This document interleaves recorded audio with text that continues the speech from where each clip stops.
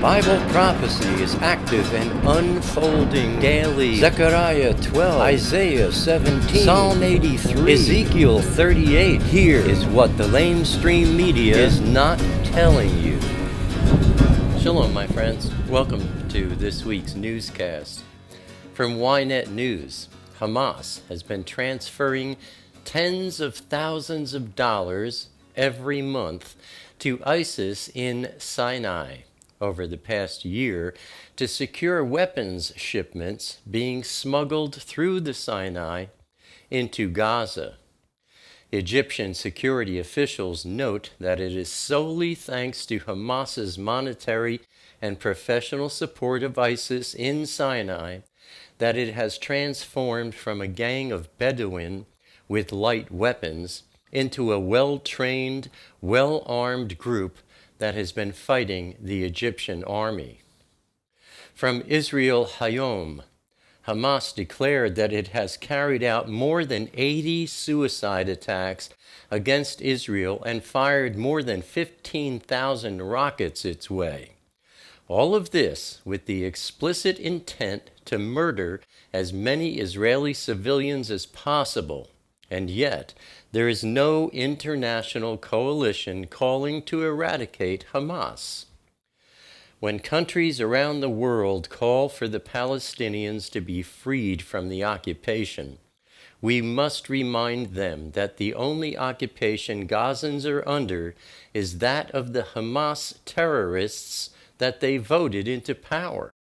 From the Daily Beast, Russia's 2-month-old military intervention in Syria has involved highly visible strikes by jet fighters, heavy bombers, artillery, and even ships and submarines launching missiles over long distances.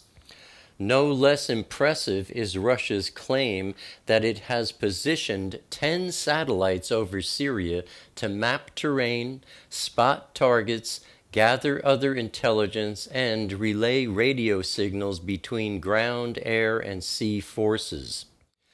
While the U.S. is the world leader in space with 400 satellites in Earth's orbit, including nearly 200 military models, Russia possesses the second largest space force, 89 satellites, including 50 working for the armed forces. Then from Ynet News, Egyptian Air Force planes have in recent months crossed into Israeli airspace with Israel's permission as part of Egypt's campaign against ISIS in Sinai. The IDF is devoting more resources to intelligence gathering on the Egyptian border because of threats by ISIS, while the Israeli Security Agency has established a special department for gathering intelligence in Sinai. And from Jerusalem Post, the Israel Navy's 5th Dolphin-class submarine is making the journey to its home base in Haifa from its German manufacturing center. The INS Rahav is the Navy's second AIP, that is, Air Independent Propulsion submarine, which can remain submerged for significantly longer periods than conventional submarines. Having 2 such submarines means that Israel has doubled its covert capabilities. Some personal thoughts. Last Thursday, the United States Department of Justice announced the arrest of a 19-year-old resident of Harrisburg, Pennsylvania, for preparing to conduct or assist in an attack on the United States.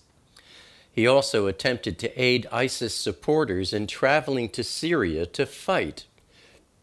Last month, investigators found 5 loaded M4-style high-capacity magazines and other items inside a backpack the boy kept inside a closet. He reportedly used at least 57 different Twitter accounts to spread pro-ISIS propaganda and advocate violence against the United States and its citizens. and investigators determined that he posted a hyperlink containing identification information of 100 reported members of the U.S. military calling for violence against them. Times are fast becoming more and more dangerous no matter where we look, my friends. And from my personal point of view, there is only one place, and one place only, that can be known with absolute confidence as a true place of safety. And that is under the protective wings of Elohim. Many look to find ways of protecting themselves from every imaginable scenario. But as Yahweh declares in Zechariah, that's Zechariah, chapter 4, verse 6, not by might nor by power, but by my Ruach, my spirit, says Yahweh of armies. Nothing of any value, no form of any true help can come to anyone by their own might or by their own power or by their own cunning. We are entering a time of great and mighty spiritual warfare, and physical preparations are going to be utterly fruitless. But as a mother hen spreads her wings, protecting her chicks, Elohim spreads his feathers. He opens his mighty wings and covers those whom he knows are putting their trust in him. Those who truly love him and confidently trust in his mighty and miraculous promises. Last Thursday, I conducted a study of Psalm 91, which is a prayer about Yahweh's Gader HaKodesh, his hedge of protection, a wall of dedicated safety for those who are his. If you haven't seen last Thursday's video, you'll see this graphic at the end of today's newscast, as well as a text link below this video in the Show More section that you can click on. Now, I encourage you, if you haven't seen it, watch that video and pray the prayer with me to receive the Father's Kodesh, wall of protection around you and yours. Turning to wars and rumors of wars. On Tuesday, December 15th, from AFP Defense News, a dozen French Air Force fighter planes launched from the United Arab Emirates and Jordan fired Scalp cruise missiles at ISIS targets in Iraq. France declared war with ISIS after the group carried out attacks in Paris last month, killing 130 people. From the Middle East Eye, the Syrian army recaptured a key town and airbase in the Damascus countryside, taking full control of the town of Marj al-Sultan and its airport, leaving rebel groups in the eastern Ghouta region vulnerable to further attacks by government forces. The Marj al-Sultan airport was under rebel control for 3 years. From BBC, ISIS militants have reportedly launched several counterattacks in the Iraqi city of Ramadi, which government forces are trying to recapture. At least 35 soldiers and allied Sunni tribesmen were killed in a series of suicide car bomb attacks. A senior ISIS leader was also said to have been killed east of the city. Government forces have encircled Ramadi and are preparing for a final assault on the city, which ISIS overran in May. Last week, troops retook the key western district of Tamim, which is only separated from the city center by a tributary of the Euphrates and the headquarters of the Iraqi military's Anbar Operations Command. Then on Wednesday, December 16th, From the New York Times, ISIS fighters conducted their most significant military operation in northern Iraq since July, mounting a three-pronged attack north and east of Mosul. The assault was beaten back by American and Allied airstrikes and fierce fighting by Kurdish Peshmerga fighters. Dozens of Kurdish fighters were killed, according to Kurdish officials. In each of the assaults at Narwan, Bashika, and Tal Aswad, 80 to 120 Islamic State fighters maneuvered very significant attacks in small formations and used armored bulldozers, trucks with mounted machine guns, and vehicles driven by suicide bombers. From BNO News, Saudi Arabia is forming a coalition of 34 Islamic countries to fight terrorism. The coalition will operate a joint operations center in the Saudi capital of Riyadh and coordinate with other international bodies to combat terrorism.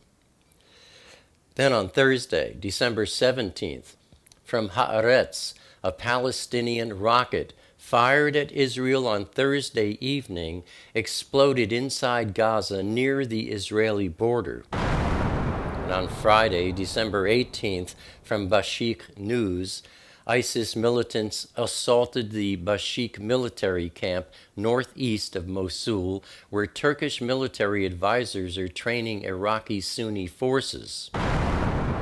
And on Sunday, December 20th, from Ynet News, Lebanese militant leader Samir Kuntar was killed in an Israeli strike in Damascus early on Sunday. After 29 years in an Israeli prison, he was believed to be in the final stages of planning and carrying out a major terror attack against Israel from the Golan Heights. Kuntar has not been working on behalf of Hezbollah, but rather acting with increasing independence alongside pro-Assad militias in Syria. What's interesting is that the Syrian regime refuses to lay the responsibility for the incident on Israel, and its media is barely covering Kuntar's killing. Then from the Times of Israel, later in the evening, the Israel Defense Forces shelled targets in South Lebanon with artillery fire and flew warplanes over Beirut after at least 3 rockets struck open areas near Nahariya in the western Galilee. The Popular Front for the Liberation of Palestine General Command took responsibility for the rocket fire. And now turning to our Intifada update on Monday, December 14th, from Ynet News and Haaretz, 11 people were wounded by a 21-year-old Palestinian in a car ramming attack at a bus stop near the Calatrava Bridge at the entrance to Jerusalem on Monday afternoon. The attacker was shot dead at the scene. An axe was found in his vehicle.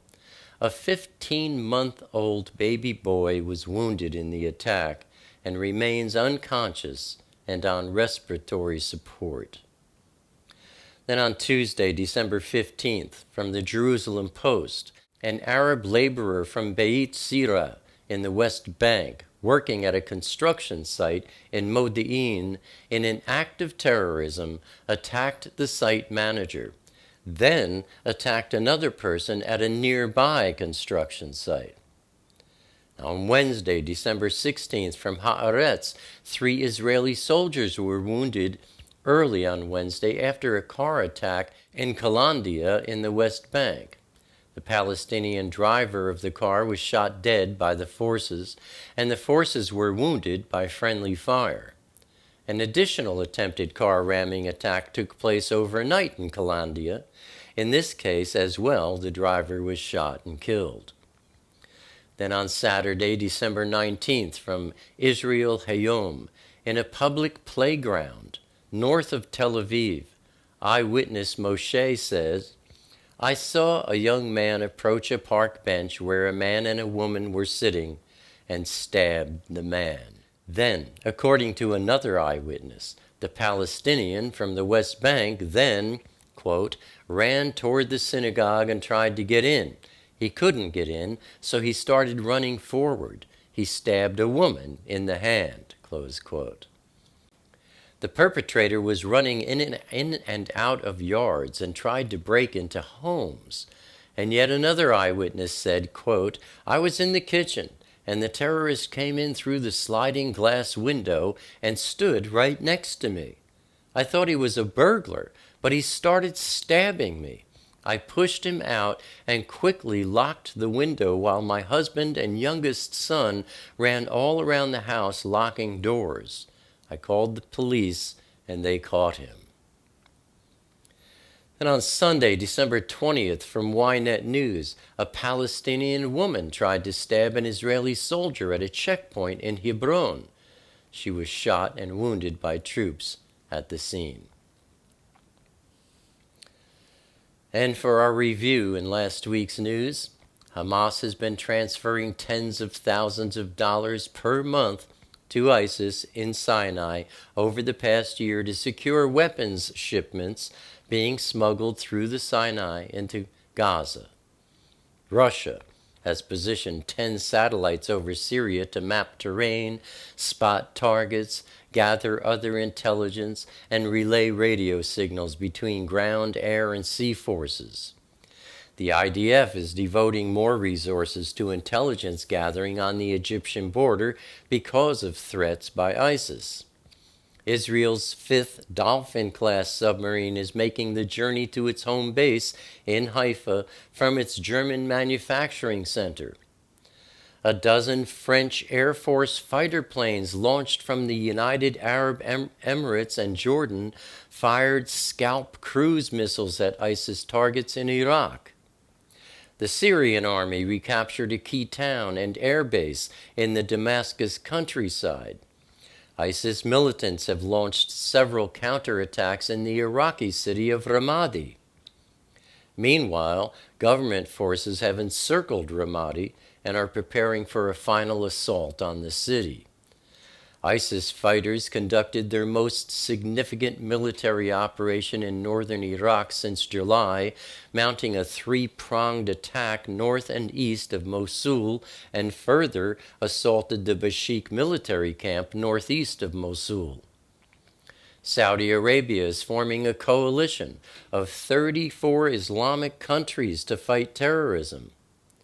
A Palestinian rocket fired at Israel on Thursday evening exploded inside Gaza near the Israeli border. Lebanese militant leader Samir Kuntar was killed in an Israeli strike in Damascus. Israel Defense Forces shelled targets in South Lebanon with artillery fire and flew warplanes over Beirut after at least 3 rockets struck open areas near Nahariya in the western Galilee. There were 3 Palestinian car ramming attacks, wounding 11 civilians, including a 15-month-old baby boy, and 3 Israeli soldiers, and 6 Palestinian knife attacks, wounding 5 civilians. And that, my friends, is what the LameStream Media is not telling you. Abba willing, I'll see you here again next week. Until then, stay safe. Shalom.